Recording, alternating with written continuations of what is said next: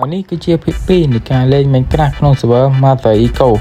ក្នុងភាគ2នេះខ្ញុំបានកសាងរបស់ដូចជា Auto Farm Bamboo ឬក៏ឫស្សី Auto Farm Sugarcane ឬហៅកាត់ថាអំពៅក្នុងអេពីសូត2នេះខ្ញុំចំណាយពេលរហូតដល់10ម៉ោងដើម្បីរយអីវ៉ាន់នៅក្នុង server Mother Eco ហើយខ្ញុំពិតជាអរគុណដល់គ្នាយើងខ្លាំងមែនទែនដែលបានជួយ like រហូតដល់ជិត400 like ខ្ញុំសុំតែ100 like អ្នកគ្នាឲ្យដល់400 like yeah thank you so much ទាំងនេះគឺជារបស់ដែលយើងអាចយកមកធ្វើ Auto Farm បានហើយនេះគឺជារបស់ដែលខ្ញុំគិតថាអាចនឹងពិបាកធ្វើជាងគេសម្រាប់ Auto Farm យើងមាន Observer យើងមាន Piston យើងមាន Hopper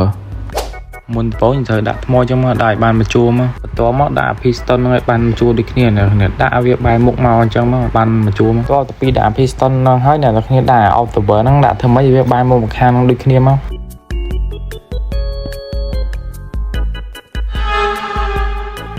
ពេលដាក់ Observer ហើយខ្ញុំក៏ជីកអាក្រុមនេសាទខ្ញុំអត់ដីខ្ញុំក៏ជីកនឹងហើយខ្ញុំដាក់ដីវិញតបពីជីកដីហើយយើងក៏ដាក់អាប្លុកនេះនៅក្រុមមួយហើយនៅលើមួយទៀតណាកន្លែងលើ Observer ណាអ្នកគ្នា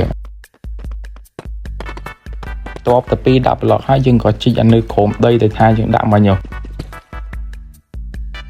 បន្ទាប់មកយើងដាក់ឆេះមកប្រឡោះអញ្ចឹងមកព្រោះយើងដាក់ Hopper អ្នកគ្នាដើរមកខាងនេះមកខាងយើងផ្លូវយើងជីកមកញោមដើរមកខាងហ្នឹងហើយយើងដាក់ Hopper មកអ្នកគ្នាដាក់ចុចគួយបើថាយើងដាក់ឈោដាក់កាយតែ Hopper ហ្នឹងតទៅពីដាក់ Hopper ហ្នឹងហើយយើងដបទឹកដាក់លើដីនេះមកដល់វាខ្លាចជាដីភក់អ្នកគ្នា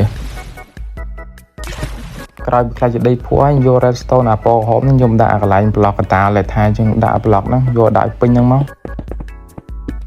ក្រោយពីដាក់ redstone ហើយយើងដាំតាពាំងហើយខ្ញុំក៏បានក្រាស់កញ្ចក់ what ក្រោយពីក្រាស់កញ្ចក់ចិន10000កញ្ចក់មកខ្ញុំបានយកកញ្ចក់ហ្នឹងទៅបៀឲ្យវាស្អាតតិចបើស្អាតទៅវារៀងអត់ទាំងអស់ពេកអត់ទៅស្អាតចឹងបៀថែមតិចទៀតទៅវាស្អាតតិចពេលខ្ញុំដាក់កញ្ចក់ហើយខ្ញុំក៏បិទអាប្លុកគិននេះតិចទៅបិទវាស្អាតតិចទៅអាប្លុកគិននេះហើយក៏បិទអាប្លុកកតានេះមួយទៀតទៅឲ្យវាស្អាតគាត់បាតិចកុំឲ្យវាទៅទេសុតចាហើយខ្ញុំក៏សេរីអានៅមុខនេះបន្តិចទៀតទៅបន្ទាប់ពីខ្ញុំតរៃអស់ចិត្តកន្លះឆ្នាំមកខ្ញុំសម្រេចទៅថាដាក់លពកនេះនៅមុខនេះទៅឲ្យវាការតិច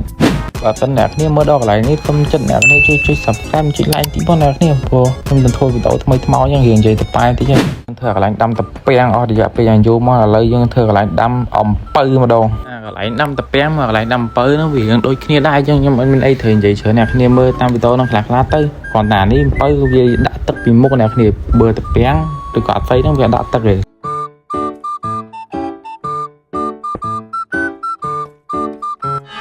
អត់ព្រោះនេះដាក់វាបែរមុខដូចគ្នាចឹងមកតិចទៀតវាវាយគ្នានិយាយទៅកន្លែងដាំម្សៅមួយដាំអំពៅហ្នឹងវាអត់មានអីខុសគ្នាឆ្ងាយហ្មងនេះអ្វីដែលខុសគ្នាហ្នឹងគឺវេទនាជាងគេគឺរយអីវ៉ាន់ហ្នឹងតាមដល់អ្នកគ្នាដោយសារតែ server មនុស្សលេងច្រើនចឹងអីវ៉ាន់គូវាបារោតាមហ្នឹងដែរអ្នកគ្នាបើសិនអ្នកគ្នាឃើញលុយអ្នកគ្នាឆ្ងល់ថាចុយនេះលុយច្រើនហ្នឹងមកវាមិនប្រកាច់ទេអីវ៉ាន់វាដាក់រាប់ម៉ោងទៅអីមែនទេអ្នកគ្នាដោយសារអីវ៉ាន់គឺវាលក់ថ្លៃយូរតែមែនតែហ្មងហ្នឹងបើអីវ៉ាន់នៅក្នុង shop វាអីតែអីវ៉ាន់ក្លាក់លក់ដេញថ្លៃអ្នកគ្នាលក់នៅក្នុងនេះម៉ែគ្មានទេ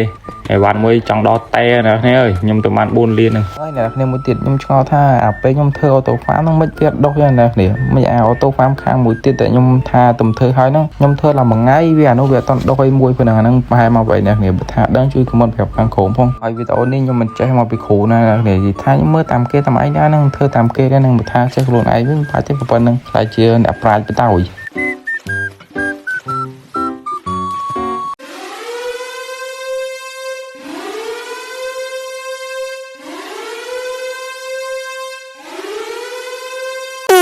ក្រោយពីខ្ញុំក្រាស់ថ្មរយៈពេលជិតកន្លះឆ្នាំមកខ្ញុំក៏បានយកថ្មហ្នឹងទៅបៀដូចអាកន្លែងមុនដែរ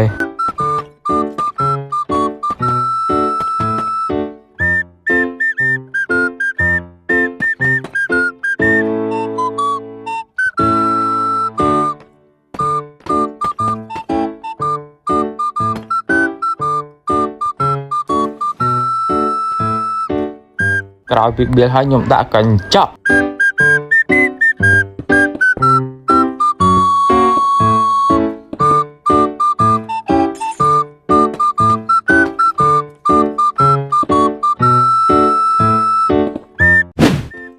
មកទៀតខ្ញុំឃើញកន្លែងនេះរៀងទៅភ្នែកក៏ញាត់ចុះក្នុងហ្នឹងទាំងអស់ទៅហើយខ្ញុំក៏បាន order អីវ៉ាន់លើកទី1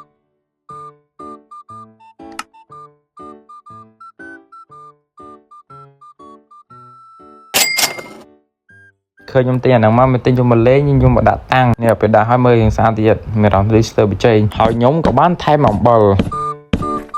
ไปยมยอดโตต้องอ้อยยมเติมเมื่อเติมวิเหียงก่อนบ้านติ่งกับมาเวียเตะสด